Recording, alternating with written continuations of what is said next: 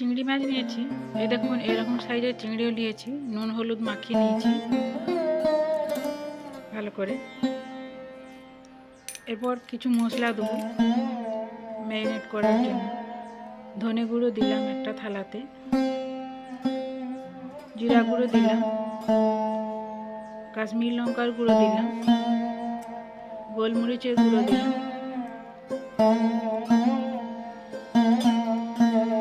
গরম মশলা দিলাম, নুন দিলাম একটু, লেবু রস নিয়েছি, আদা 2 চামচ আদা রসুনের পেস্ট দিয়ে দিলাম।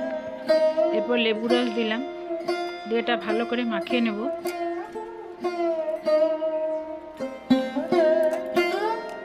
এরপর চিংড়ি মাছগুলো দিয়ে ভালো করে মাখিয়ে নেব।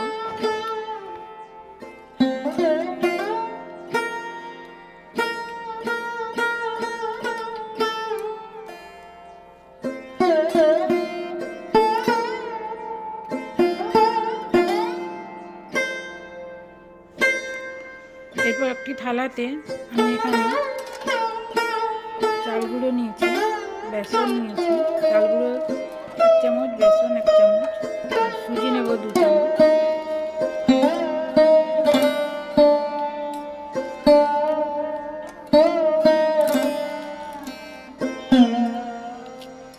এটা আগে ভালো করে মাখিয়ে নেব।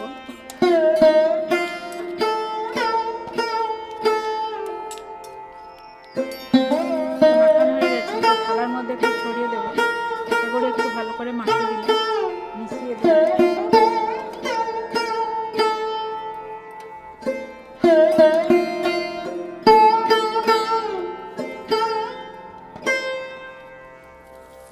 থালার মধ্যে ছড়িয়ে দেবো। এরপর ওই ম্যারিনেট করা চিংড়ি এইভাবে এর মধ্যে মাখিয়ে নেবো। এগুলো দিয়ে অন্য একটা থালাতে রাখবো। এভাবে সব চিংড়িগুলোই আমি করে নেব। এরকম এভাবে চিংড়িগুলো ভাজলে চিংড়িগুলো আলাদা করে খেতে খুব ভালো লাগবে। নমস্কার বন্ধুরা, সুলতার হেসেলে আপনাদের স্বাগত। আজ আমি পটল চিংড়ি বানাবো। আপনাদের যদি আমার রেসিপিটি ভালো লাগে লাইক আর সাবস্ক্রাইব করতে ভুলবেন না যেন। এই দেখুন আমার সবগুলো সাজানো হয়ে গেছে, এটা সব মাখানো হয়ে গেছে। দেখুন ভালো করে মাখিয়ে নিয়েছি। চলুন এরপর এটা ভেজে নিই। কড়াইতে আমি 4 চামচ সরষের তেল দিয়েছি। চিংড়ি মাছটা আমি সরষের তেলে ভাজবো। সরষের তেল ভাজলে ভালো লাগবে। তেলটা গরম করতে দিয়েছি।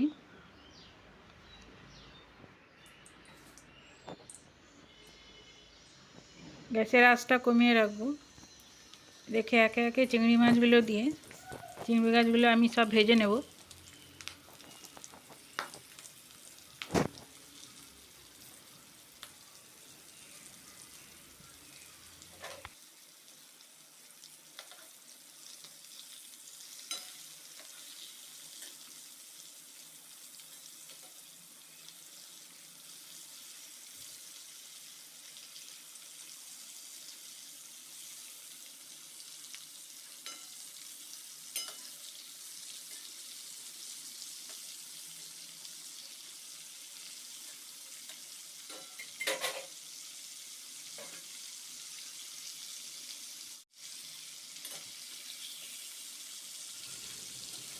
চিংড়ি মাছগুলো সব ভাজা হয়ে গেছে। দেখুন এরকম করে ভেজেছি। চিংড়ি মাছ খুব বেশি মুচমুচে করে ভাজতে নেই, অল্প একটু ভাজতে হয়, তা শক্ত হয়ে গেলে খেতে খারাপ লাগবে। এভাবে বাকি চিংড়িগুলো সব ভেজে নেব।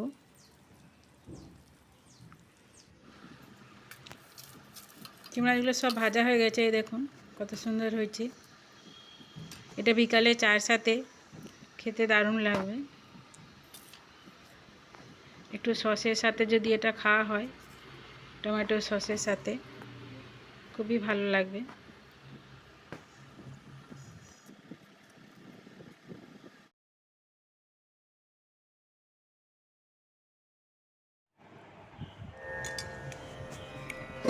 এই যে পটল নিয়েছি, দেখুন পটল এই যে ওইভাবে কেটে নিয়েছি। 500 গ্রাম পটল নিয়েছি, খোসাটা ছাড়িয়ে নিয়েছি পরিষ্কার করে। আর দুটো বড় সাইজের আলুকে কুচি করে নিয়েছি, আর দুটো পেঁয়াজকেও কুচি করে নিয়েছি।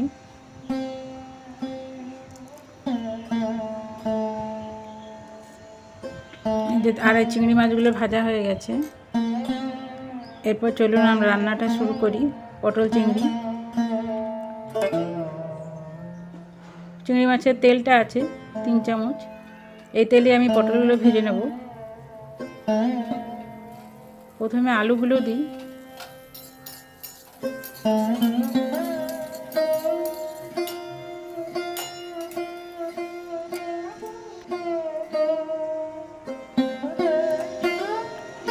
আমি বাটি নিয়েছি, কাঁচের বাটিতে যে লেবুর জলটা ছিল তার সাথে আর বাকি যে মশলাগুলো ছিল, চিংড়ি ম্যারিনেট করার সময় যে মশলাটা ছিল সবই 1 চামচ করে আছে।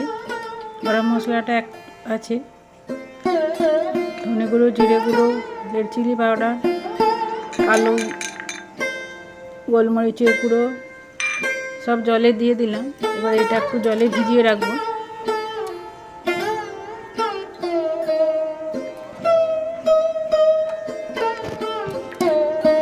ওদিকে আমার পটলগুলো ভাজা হচ্ছে। ওই থালাতে যে মশলাটা ছিল সেটা আমি জলে দিয়ে দেবো। বেসন, চালগুড়ি, সুজি, এতে গ্রেভিটা খেতে আরও ভালো লাগবে। এটা ভালো করে জলে গুলিয়ে নেব, কিছুক্ষণ ভিজে থাকবে, কিছুক্ষণ ভেজানো থাকবে। এটা দেখুন পটলগুলো আলুগুলো আমার ভাজা হয়ে গেছে। এবার পটলগুলো দিয়ে দেবো। পটলগুলো আলুর সাথে দিয়ে দিলে পটল তাড়াতাড়ি সেদ্ধ হয়ে যায়, আলু একটু সময় লাগে। তাই আলুগুলো সাথেই পটল দেবো। পটলের সাথে আলুগুলো ভাজা হবে, রান্নাটা তাহলে তাড়াতাড়ি হয়ে যাবে।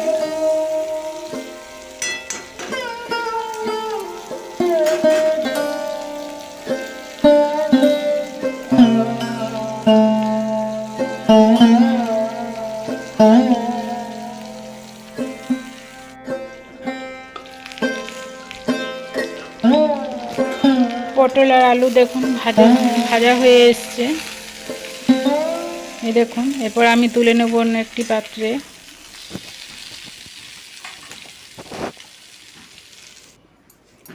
কড়াইতে আমি 1/2 চামচ জিরে দিয়েছি।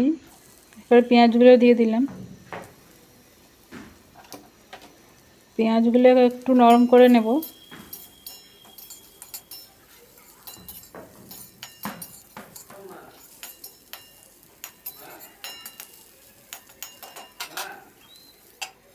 এরপর ঢাকা দিয়ে রাখবো। পেঁয়াজগুলো নরম হয়ে গেছে। 2 চামচ আদা রসুন বাটা দিয়ে দেবো, সাথে একটু কাঁচা লঙ্কা বেটে নিয়েছি। এরপর ওই যে বাটিতে শুকনো মশলাটা আমি গুলে রেখেছিলাম সেটা দিয়ে দিলাম। বাটিতে একটু জল দিয়ে দিলাম। এরপর এটা ভালো করে কষিয়ে নেব।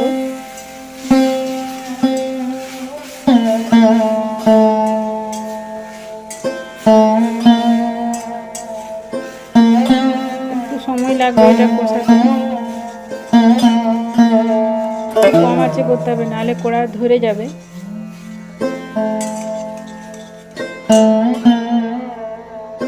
একটু হলুদ দিয়ে দিলাম, তখন বাটিতে হলুদ দেওয়া হয়নি, এখন হলুদ দিয়ে দিলাম। নুন দিয়ে দিলাম, আপনারা আন্দাজ মতো নুন দেবেন। এবার এটা ভালো করে কষে নেব। একটু জল দিয়ে দিলাম যাতে মশলাটা পুড়ে না যায়, পুড়ে গেলে তেতো লাগবে, তাই জল দিয়ে দিলাম। ভালো করে মাখিয়ে নিচ্ছি জল দিয়ে।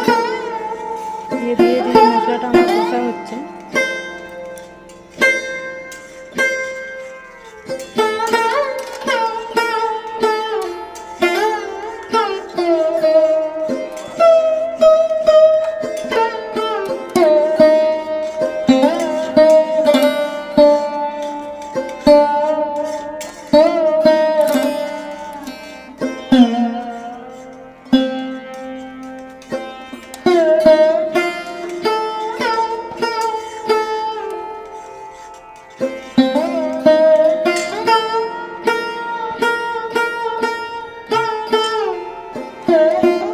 এরপর যে আলু পটল ভেজে রেখেছিলাম এটা আমি দিয়ে দিলাম, দিয়ে ভালো করে মাখিয়ে নেব, দিয়ে আরও কিছুক্ষণ কষবো।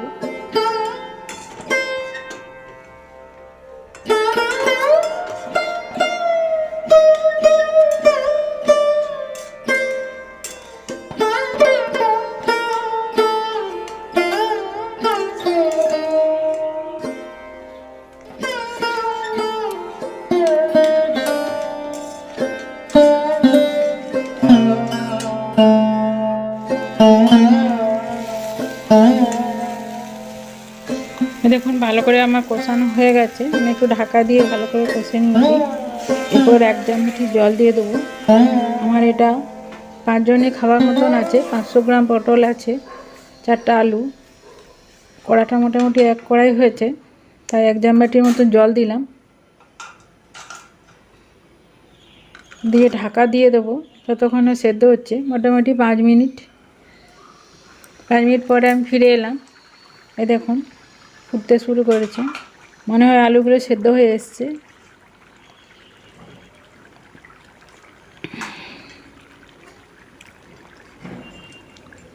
দেখি দাঁড়ান আলু সেদ্ধ হয়েছে কিনা। আলু মোটামুটি সেদ্ধ হয়ে যাবে, কারণ পটলের আগে আলু দিয়েছি, আলুটা তেলে কিছুক্ষণ ভাজা হয়েছে, আবার পটলের সাথেও ভাজা হয়েছে। এই যে আলু আমার সেদ্ধ হয়ে গেছে।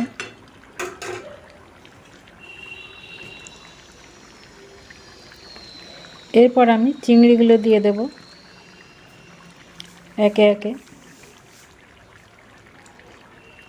আমার এই পটল চিংড়ি রেসিপিটি যদি ভালো লাগে সাবস্ক্রাইব করতে ভুলবেন না, যেন একটা লাইক দেবেন, তাহলে জানবো আপনাদের ভালো লেগেছে। পারলে কমেন্টে জানাবেন কেমন লাগলো।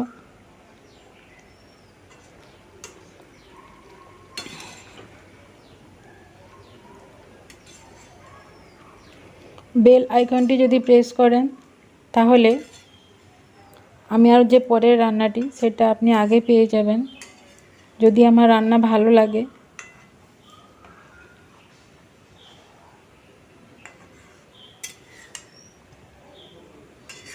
দেখুন কালারটা কত সুন্দর হয়েছে।